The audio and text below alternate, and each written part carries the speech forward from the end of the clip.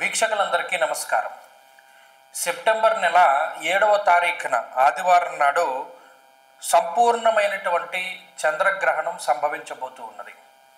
ఈ సంపూర్ణ చంద్రగ్రహణంలో అసలు ఏమి జరుగుతుంది, దేశకాలమాన పరిస్థితులు ఏ విధంగా ప్రభావితం అవుతాయి, అలాగే ఈ గ్రహణం వల్ల ఎఫెక్ట్ అయ్యేటువంటి రాశులు ఏమిటి, గ్రహణ సమయంలో తీసుకోవాల్సినటువంటి జాగ్రత్తలు ఏమిటి, అలాగే గర్భిణీ స్త్రీలు తీసుకోవాల్సినటువంటి జాగ్రత్తలు ఏమిటి, ఏ మంత్రపఠనం చేయాలి, ఏ దానాలు ఇవ్వాలి, అలాగే ఏ విధమైనటువంటి పరిహారాలు చేసుకుంటే గ్రహణ గోచారం ఏదైతే చెప్తూ ఉన్నదో ఆ రకమైనటువంటి పరిహారాలు చేసుకోవడం ద్వారా ఈ గ్రహణం నుండి ఏ విధంగా మనం బయటపడగలుగుతాం, ఇటువంటి అన్ని విషయాలని కూడా కూలంకషంగా మీకు తెలియజేసేటువంటి ప్రయత్నం చేస్తాను. ఎందుకంటే పాపం గ్రహణము అంటే సాధారణంగా జరిగేటువంటి ప్రక్రియ.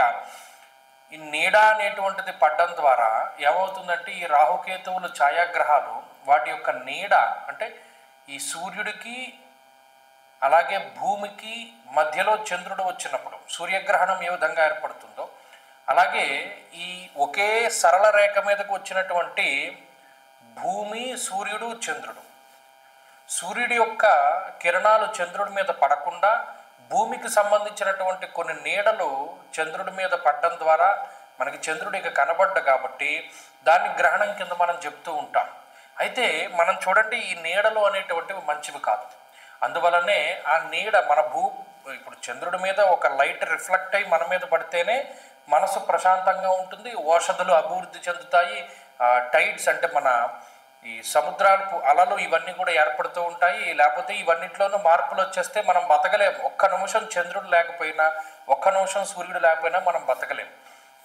మరి అలాంటప్పుడు అవి కనబడకుండా ఉన్నప్పుడు, అది కొద్దిసేపు అయినా సరే అవి కనబడకుండా ఉన్నప్పుడు మనం చాలా జాగ్రత్త పడాలి. ఇప్పుడు కుంభరాశిలో పూర్వభాద్ర నక్షత్రము, శతభిష నక్షత్రం యొక్క సంధిలో ఈ గ్రహణం ఏర్పడుతూ ఉన్నది. కాబట్టి ఇది ఈ కుంభరాశి వాళ్ళందరి మీద కూడా ఇంపాక్ట్ ఉంటుంది, ఆ రాశిలో పడుతుంది కాబట్టి. అలాగే ఈ గ్రహణం 7వ తారీఖున ఆదివారం రాత్రి 9:50 ప్రారంభమవుతుంది. అలాగే 1:31 పూర్తయిపోతుంది. 9:50 ప్రారంభమై 1:31 పూర్తయిపోతుంది. కాబట్టి పట్టు స్నానము 9:50 చేయాలి, విడుపు స్నానము 1:31 చేయాలి. ఇది ప్రధానంగా అంటే ఎవరైతే ఈ గ్రహణ సమయంలో కొంత వాళ్ళు అనుష్ఠానం చేసుకునేటువంటి వారు ఉన్నారో వారు పట్టు స్నానం 9:50, విడుపు స్నానం 1:31 అది సరిపోతుంది.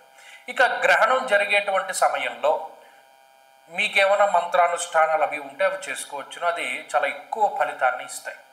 ఎక్కడ చెప్పారండి ఇది అంటే శివపురాణాంతర్గతమైనటువంటి విషయాల్లో ఈ విషయాలన్నీ చెప్తూ ఉంటారు.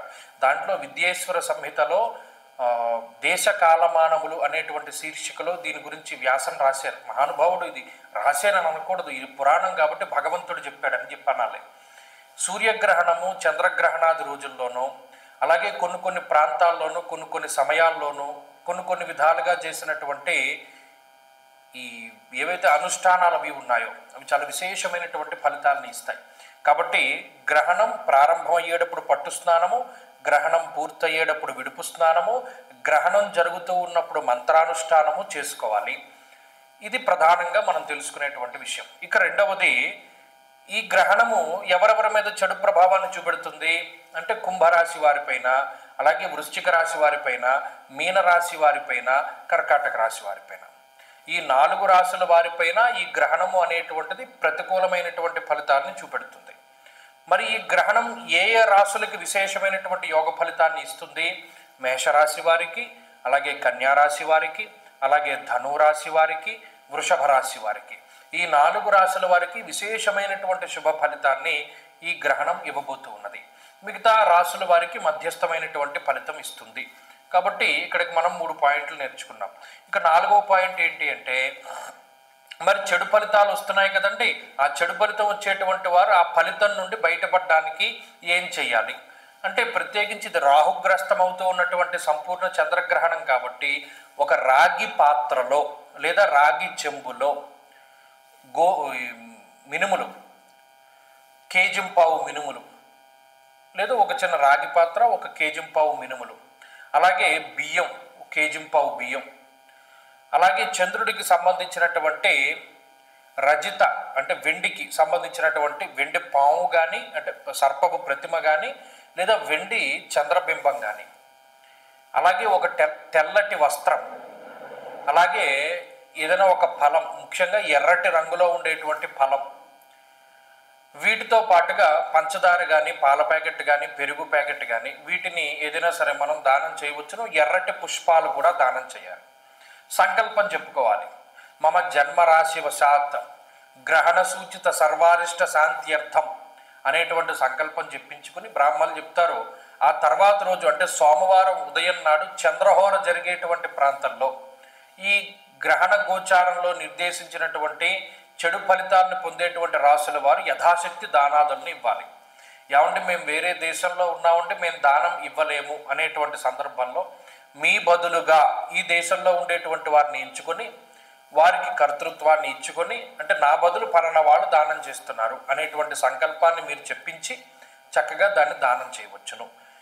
అలాగే ఇంకా ఈ గ్రహణ ఫలితం నుండి బయటపడడానికి ఇక నుండి 3 మాసాల పాటు, అంటే ఈ గ్రహణ సమయం నుండి 3 నెలల పాటు ప్రతిరోజు ఉదయము సాయంత్రము సంధ్యా సమయాల్లో శివాష్టోత్తర శతనామావళి స్తోత్రం అని ఒక స్తోత్రం ఉంటుంది. 3 నిమిషాలు పడుతుంది చదవడానికి. ప్రతిరోజు ఉదయ సాయంత్ర సంధ్యా వేళల్లో స్నానం చేసినప్పుడు, లేదు ఒకవేళ సాయంత్రం పూట చేయలేకుండా మనం ఎక్కడో కారులో వెళుతూ ఉన్నా కూడా దానికి నియమం ఏమిలా, ఉదయ సాయంత్ర సంధ్యావేళల్లో మాత్రం శివ అష్టోత్తర శతనామావళి స్తోత్రాన్ని చదువుకుంటూ ఉండాలి. ఈ గ్రహణం ఏర్పడ్డ వాళ్ళు వారు గ్రహణ ఫలితం నుండి సంపూర్ణంగా బయటపడగలుగుతారు. కాబట్టి ఇది చాలా సూక్ష్మంగా మనం గ్రహణ ఫలితాల గురించి చెప్పుకున్నాం. ఇక కొంతమంది భయపడుతున్నారు, ఏదో నాశనం అయిపోతుందని లేదా ఏదో జరుగుతుందని. కానీ వాటికి సంబంధించినటువంటి విషయాల్ని మనం బృహత్ సంహితాది గ్రంథాల్లో చూస్తాం.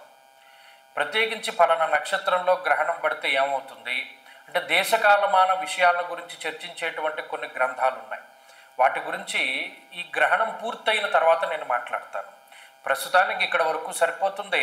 మనం చేసుకోవాల్సినటువంటి విషయాలను వీటిని మనం దృష్టిలో పెట్టుకుని ఈ గ్రహణాన్ని చక్కగా దాటడం, చక్కగా భగవంతుడి యొక్క అనుగ్రహాన్ని పొందేటువంటి ప్రయత్నం చేద్దాం.